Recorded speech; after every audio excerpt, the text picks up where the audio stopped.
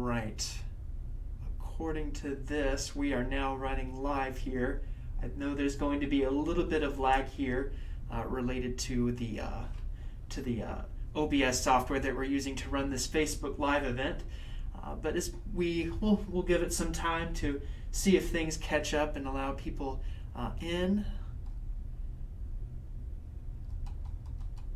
So welcome and thanks for joining us on this Skywarn presentation on accurate measurements of snow and ice for Skywarn Recognition Day. We wanted to host this event within mind the thanking our spotters and our observers who collect all kinds of information for us. And for us, snow and ice measuring is kind of our bread and butter up here in the Northeast. So we wanted to do this presentation for our spotters and for our viewers here in the public. I see here that looks like we have more people coming in, so we'll go ahead and get started here on our presentation on the accurate measurement of snow and ice. Thanks so much for joining us this afternoon. We have some snow going on right now, some of it heavy at times, so it seems quite appropriate at this time to talk a little bit about how to accurately measure it. So here's what we'll discuss this evening. We'll discuss what exactly is snowfall, talk about the difference between snowfall and snow depth, and how do we accurately measure snow. There are quite a few pitfalls as far as measuring snow is concerned. We'll talk about how to best measure snow consistently so you have the best quality. We'll give a little bit of extra insight, talk about snow water cores and taking those kind of measurements of the liquid content of a snowpack. And we'll talk about ice measuring as well, what it's like for an elevated flat surface versus a radial measurement. And then we'll talk some about sending reports here. So I'm hoping everyone can hear me just fine. Please let me know in the comments there if we're all good on the audio side of things. But this will be what we discuss this afternoon. After this session here, we'll have a little bit of a question and answer session. I won't be able to see all of your questions while giving the presentation, but we'll go over some of those afterwards. And then I have a few that were submitted earlier. So with that, let's head on. Again, wanted to mention a thanks to all of our spotters. Your observations go a long way. They help fill all kinds of observational gaps in our data. We have all kinds of automated instruments, but nothing beats the ground truth, especially when it comes to higher elevation areas. We don't have many weather instruments in the high terrain, so especially on elevation-dependent snowfall events, your observations go a long way. They help also account for some instrument limitations. And ultimately, your observations help us build a closer bond with our local community by being able to establish these connections between our spotters, our co-op observers, and of course, those in CoCoRaHS. So for Skywarn Recognition Day, we want to say thanks to all of our observers. So what exactly is snowfall? Snowfall is the accumulation of new snow and sleet in the last 24 hours before settling in compaction. You're trying to measure what's new on the ground, and it's usually measured on a board or a clean surface off the ground that is periodically cleared off so that you can then measure new accumulating snow. Snow depth, on the other hand, is the average depth of snow, including old snow. What we often get in terms of reports are people that stick a ruler in the ground and are technically sending us measurements of snow depth. This is whatever happens to be on the ground at the time that a ruler was put in the ground. And whatever's there is whatever's there. So what's key to a snowfall estimate is the snowboard, or at least some kind of flat open space that you can easily clean off to measure those snow amounts. With snow depth, it's a little bit different. It's again focused on an open area of ground. Usually it's a nice area that's sheltered from some of the elements. That way you don't get drifting snow with some of the winds. But it's at least open air enough so that you're not really impacted by trees. With snow depth, though, the ultimate goal is to find a spot that's representative of the nearby area. Snow measurements are surprisingly challenged. They're probably one of the most difficult things to measure in terms of fine accuracy and precision in meteorology. There are many pitfalls to measuring accurately. Snow can blow or drift in piles of snow, especially when winds are strong. There are sinks around trees. This is especially prevalent when temperatures are quite warm, and so snow tends to melt in and around the tree. Blades of grass. Snow actually can layer on top of your grass and leave just a small pocket of air beneath that snow, and sometimes that gets added into measurements. There's also compaction and settling over time. Over time, some of the air within that snowpack is going to be weighed down as more and more new snow comes in, and that's going to settle it over time. And then, of course, melting, especially when temperatures are about 32, 33 degrees. You're always going to have a little bit of melting to compete with when taking some of your snow measurements. There are 6 basic steps for properly measuring snow. These will give you the best consistent quality in terms of your reporting. Start with having a good set of supplies. When measuring snowfall, you want a good board, one that's ideally painted white, because anything that's going to be darker in color is going to absorb a little more sunlight and be a little heated. And then a snowboard also gives you the benefit of not having any heat exchange with the earth beneath that snowboard. So a snowboard is going to be helpful for your most accurate snow measurements. And of course you want a flag and a ruler to measure the snow. Plan out your area to measure snow. It's best to pick an open spot that's away from tall objects but is still sheltered from the wind. And then once you have your planned place, whenever snow is in the forecast, go ahead and set it up before snow begins. Put your board out and stick your flag in so you don't lose your board. Every few hours, you'll go out, measure it, and then clean it off for the next measurement. And then, of course, when snow stops, you'll take one last measurement before any compaction might take place, and then send reports to us, whether by social media or by email. You can send us your reports, and ideally, try and send it within 24 hours of the event's end. So let's go by each step one by one. Let's talk a little bit about the supplies again. Again, the snowboard is going to help prevent measuring any air between the snow and the ground. And then you also minimize the heat exchange from the earth that might end up melting the snow from beneath. And then you also have a nice flat surface with which to measure snow. As the event progresses, you can just lay the snowboard on top of the new snow. Of course, the flag is important. It helps you locate your snowboard so that you don't accidentally lose it.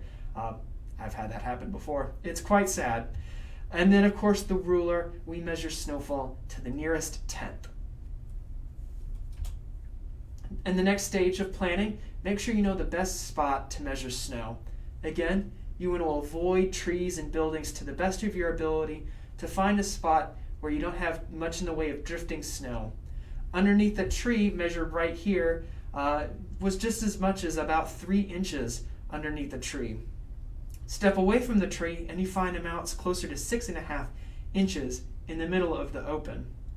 So yeah, trees can cut in half your measurements of snowfall. Try and find a nice open area when planning your ideal snow spot. And of course, avoid being up against buildings if possible. If you have a spot where you see snow starting to pile up next to buildings, that's not a good ideal spot for measuring snowfall. So once you have your plan in place to measure snow, set it up whenever snow is forecast to take place. Ideally, you want a spot on the ground that's nice and flat, and then of course not to forget your flag or your reflector. And of course the measurement cycle of the phase. With this, we take measurements about every 6 hours. What you do is go over to your board. You might have to use your flag to be able to locate it, and you will stick your ruler down until it hits the board. Once it hits the board, you get down as low as you possibly can to try and measure without an angle. It's best to try and get your eyes as level to the measurement as you possibly can to the new snowfall. Take several measurements across the board. You may have to take 3 or 4 and then just average those numbers together. That might help try and minimize some of the potential for drifting, even on a small board like that. It's important to take a few measurements and take the average of that. That'll help get you the most accurate snowfall measurement that you can possibly get. So yeah, avoid taking it from an angle. Try and be as level as possible when taking your measurements. So how often do you take your snow measurement? Ideally, we try and measure it in every 24-hour periods. The official measurement is every 6 hours, and then those 6-hour blocks are all added together once they reach a 24-hour period.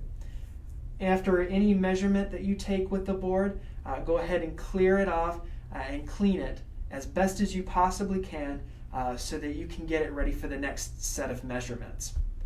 Now, we do have some people that like to report hourly snowfall rates to us.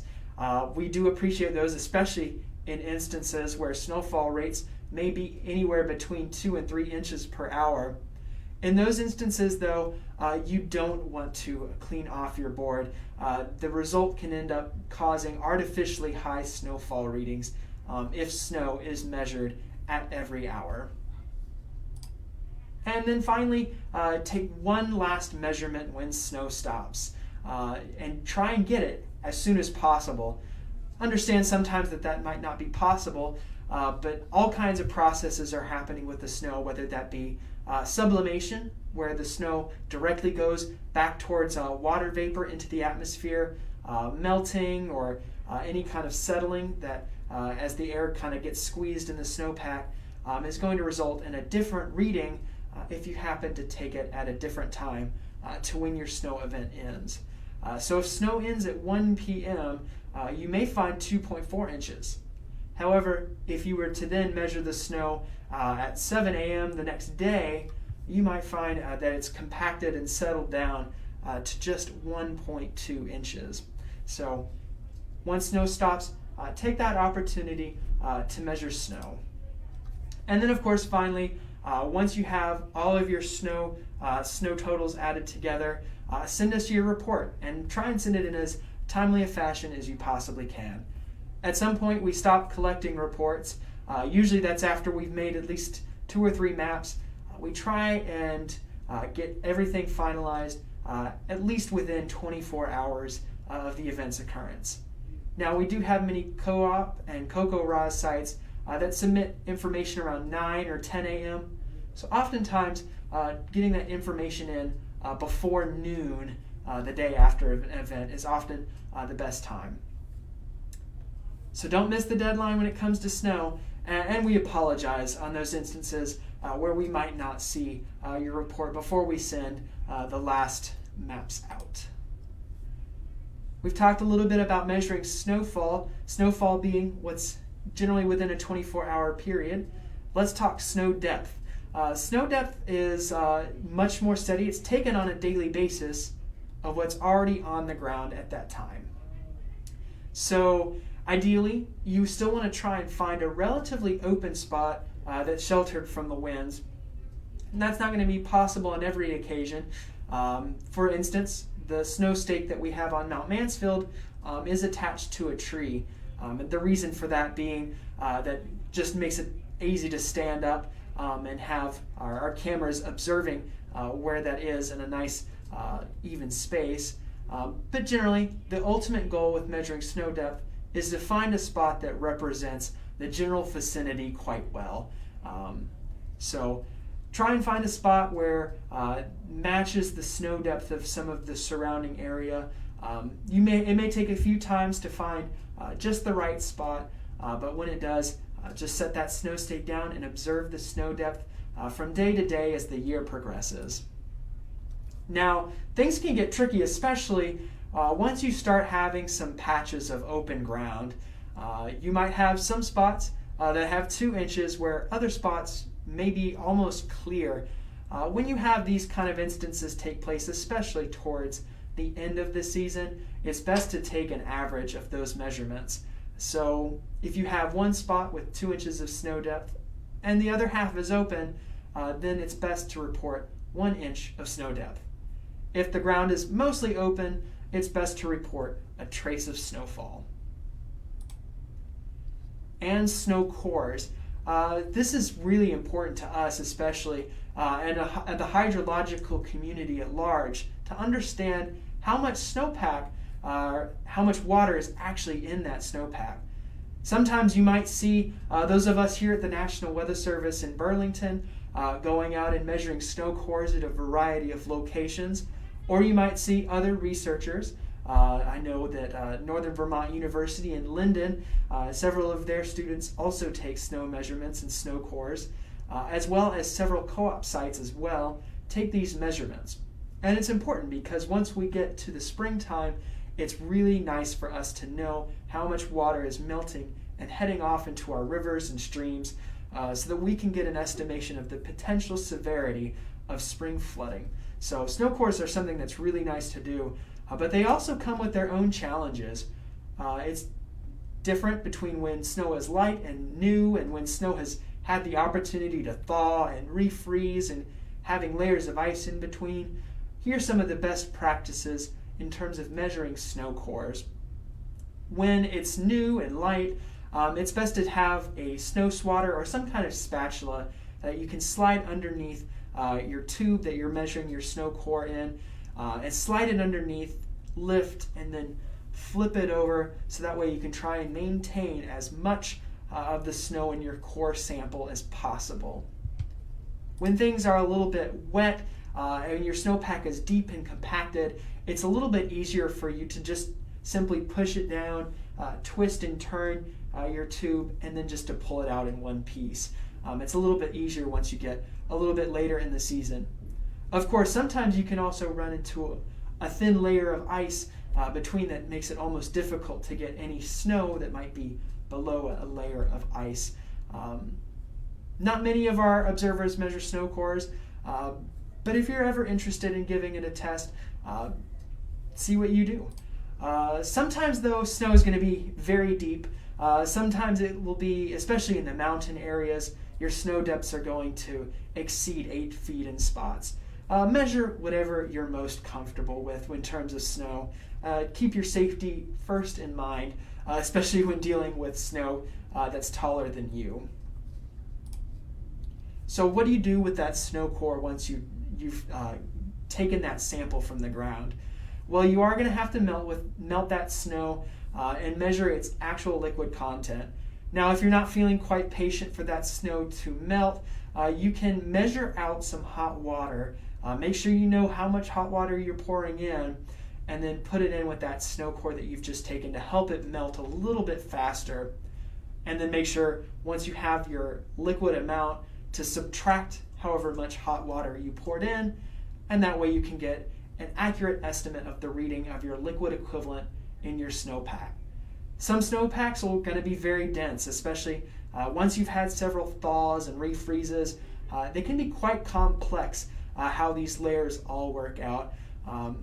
It's not possible always to get the perfect snow core, but if ever you're interested, this will hopefully help you give you some early tips into figuring some of that out.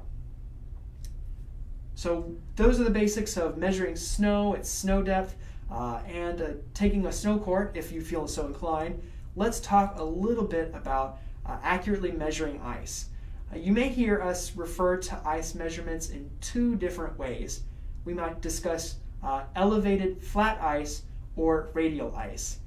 Elevated flat ice is going to be basically kind of what you see on picnic tables, on fences, on your porch decks, maybe on your cars, something that is off the ground but accumulates some ice as freezing rain or sleet develops.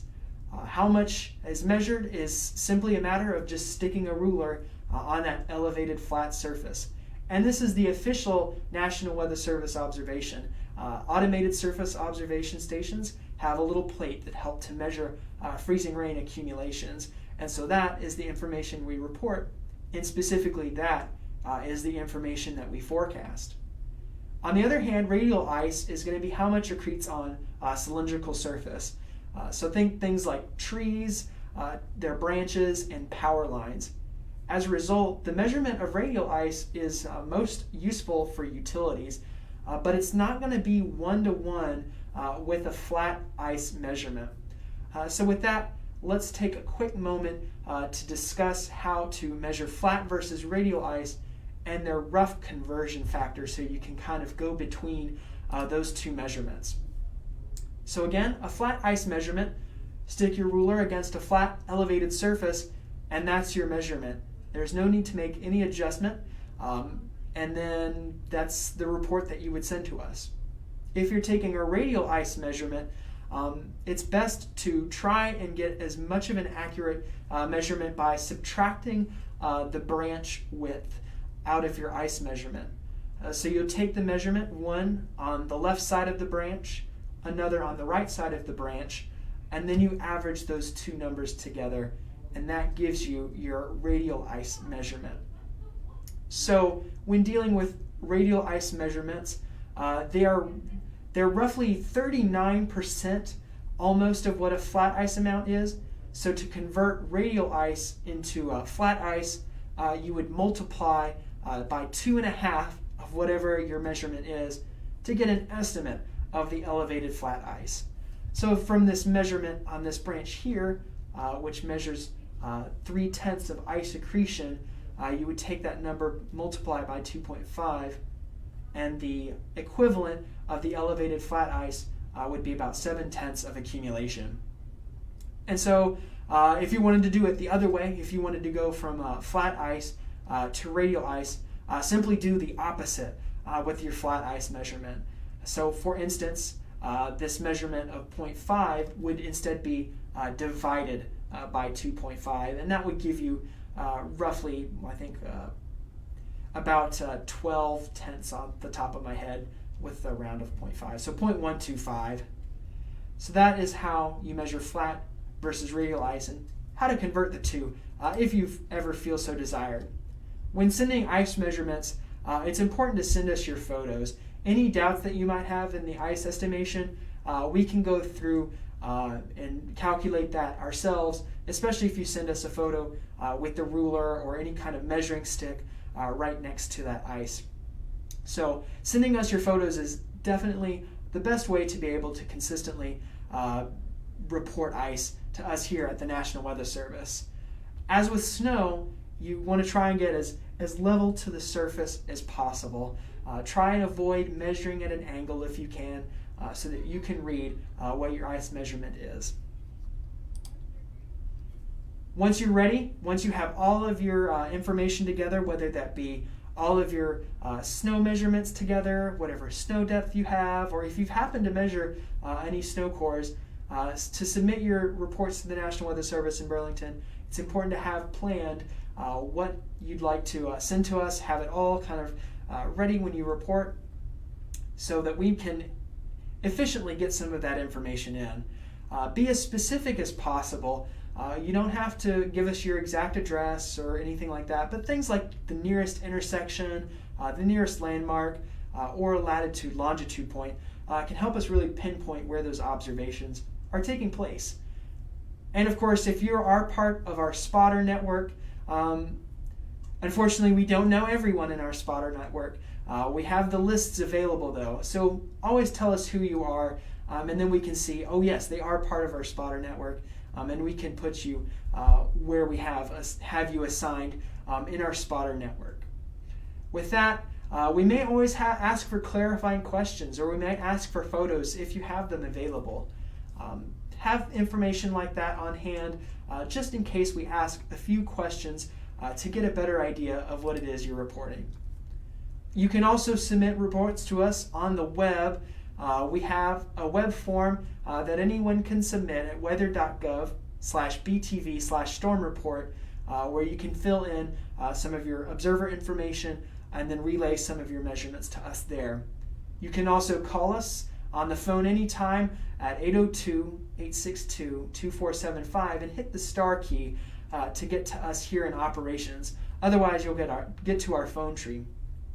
Also, you'll see us oftentimes solicit for reports on social media. We are on Facebook, we're on Twitter. So if you report to us your measurements on Facebook or Twitter, we'll be sure to see them and report them, assuming, of course, that you've done your best to report accurate measurements. Again, thanks to all of our spotters and our observers. Your reports do go a long way in helping us create maps and things like this. Your reports go a long way to helping our area, which has all kinds of terrain complexities, all kinds of microscale processes related to Lake Champlain. Your reports help us with regards to ice measurements and seeing the impacts of things like cold air damming, where cold air can't get beyond the Adirondacks and tends to have that dense cold air layer near Lake Champlain. Your reports help us when heavy rain impacts the region. We received several reports from the recent really wet day we had on Halloween. And of course, the recent snow event we had just after Thanksgiving helped us to really see the elevation dependence of the snow. And of course, your measurements are always fun to receive when we have multiple feet of snow on the ground taking place. These are the kind of maps that your snow measurements, any of your ice accumulation things that you have, your information can end up in these reports, and they go a long way into helping us understand our forecast area better. And then when you report that data consistently and accurately, that helps give us confidence in what we're observing. That helps us kind of fine-tune our forecast when we go down looking at future events, knowing what consistently happens with different weather patterns in your area. Just to go over some of the resources from Westford Webcam, which had the snow depth there from many years back. Nicole Hammond, one of our employees, took this nice background photo, which I've used here for this presentation. And if you have any additional questions or want to learn more about measuring snow, snow cores, and things like that, you can find most of this information within the CocoRa's tutorial on measuring snow. Many additional photos came from BTV field surveys, and of course the ice measurement photos of Neil Stewart will probably forever be immortalized when we do these kind of presentations. So thanks for attending today. At this point, I'll open the floor to any questions that you have. Understanding that there is a little bit of lag here between the stream and when I'll see your questions, I'll go ahead and answer some of these questions I received earlier. We had Daryl who asked what frequency is used with a net schedule here. For us, we don't really run nets here, but we do monitor two repeaters. One is the Whiteface repeater at 145.11 megahertz and the Moncton repeater at 444.65 megahertz. Now, you can find various talk groups and nets that are hosted within New England on the New England Digital Emergency Communications Network, or NEDECN.org, has a great deal of information of some of the local clubs and nets in the New England area.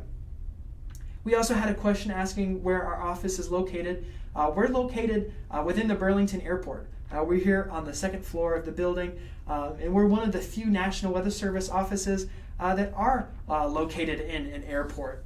So that's a fun fact. And then we had also received a question about how we measure the snow depth on Mount Mansfield. We showed the photo a little bit earlier of our snow stake. We have a camera that's attached there, taking solar energy during the day, and it takes a snap of the stake whenever we need it, and then it goes back into its dormancy, collecting more solar power so that it can collect the next photo. And of course, we zoom in and then read whatever depth we have there on the snow stake each and every day that passes by. So those were some of the questions we received when we solicited some questions about a week ago. So let me know of any comments and questions that you have for our 6 viewers that we have left at this stage. Are there any questions? I'll stay here for a few minutes.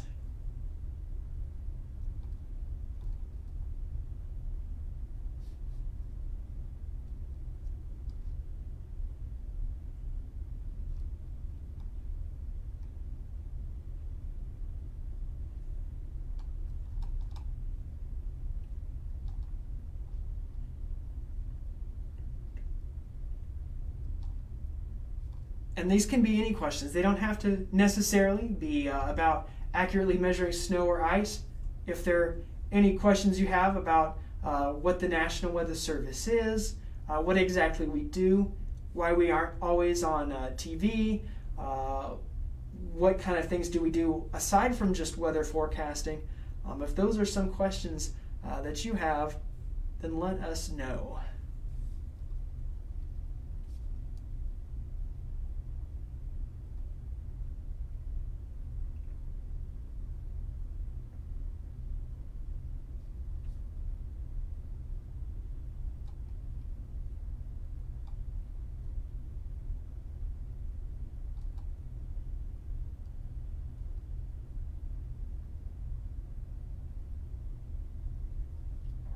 Well, I suppose while I wait for some questions to come in, may spend some time to also advertise the River Ice Spotter Talk that's going to be taking place on December 8th.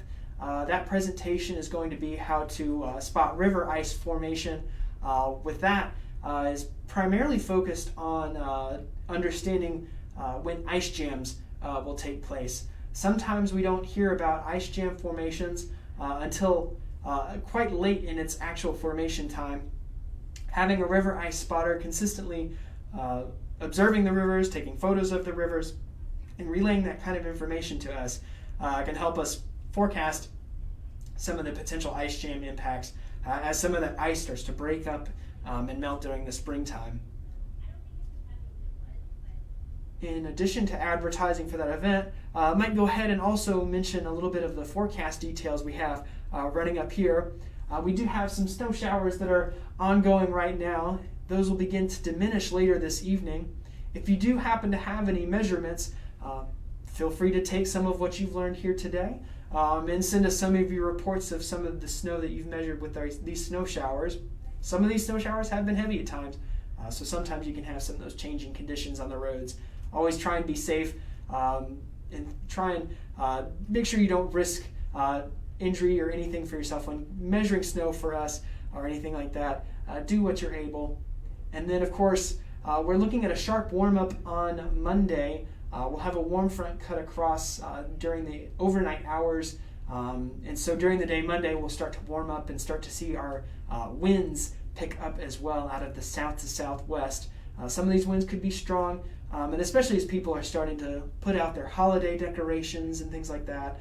It may be important to consider making sure that any loose objects are taken care of with those strong winds anticipated to come into the area on a Monday afternoon. After that, we quickly cool down. So some of the things that we're concerned about is after some of the rainfall that comes through with the cold front, might be a little bit of black ice on the roadways for some of those Tuesday morning commuters out there. And then after that, we are looking at a system for the middle of the week, continuing to dial in on that. And we'll have, of course, more information on it as we approach that event.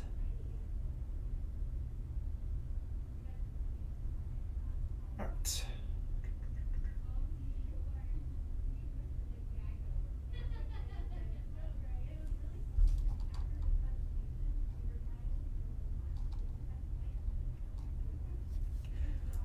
All right, I'm not seeing any additional questions here. I don't have too many more ways to stall, but I'll give one last thank you to our Skywarn community. We hope you've enjoyed some of the Skywarn Recognition Day posts that we've had, highlighting the importance of our Skywarn spotters. We have many reports of snow and ice that we get from our spotter network. I thought it'd be a good way to review and also additionally say thanks to those who consistently report snow to us on a regular basis. We couldn't do half of what we do without some of your measurements in terms of mapping and showing some storm total snows. Thanks for all that you do, and we hope we can be a valuable part of your community as well when it comes to winter weather forecasting, summer thunderstorm forecasting or any time, we're always here for you. Feel free to reach out at us at any time about any questions you might have related to snow, ice, or any kind of measurement you can take. Skywarn is an entirely voluntary network of spotters that we have. So we thank every spotter that we have for the time and effort that they take out of their lives to submit these kind of reports to us, to relay to us ground truth information. With that, thanks so much. Hope you have a wonderful night. And we have one last post throughout the day, and we'll talk later. Bye-bye.